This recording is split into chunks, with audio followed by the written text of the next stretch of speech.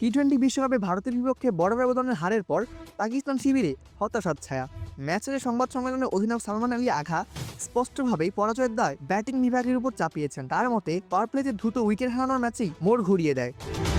ভারত প্রথমে ব্যাট করতে নেমে 20 ওভারে 7 উইকেটে 175 রান তোলে। জবাবে 176 রানের লক্ষ্য তাড়া করতে নেমে পাকিস্তান মাত্র 18 ওভারে 114 রানে অল আউট হয়ে যায়। ফলে 61 রানের বড় ব্যবধানে জয় পায় ভারত। ম্যাচ শেষে আগা বলেন, পাওয়ার প্লেতে 3-4টি উইকেট পড়ে গেলে সেখান থেকে ঘুরে দাঁড়ানো অনেক কঠিন। আমরা ভালো শুরু পাইনি, যা আমাদের উপর বাড়তি চাপ তৈরি করেছে। তিনি আরো জানান, 4 জন স্পিনার নিয়ে নামলেও তারা প্রত্যাশিত পারফরমেন্স দিতে পারেননি। অধিনায়কের মতে দ্বিতীয় ইনিংসে উইকেট কিছুটা সহজ হয়ে উঠেছিল, কিন্তু বোলাররা পরিস্থিতির সঙ্গে দ্রুত মানিয়ে নিতে পারেননি, আর ব্যাটাররা হয়েছেন ব্যর্থ।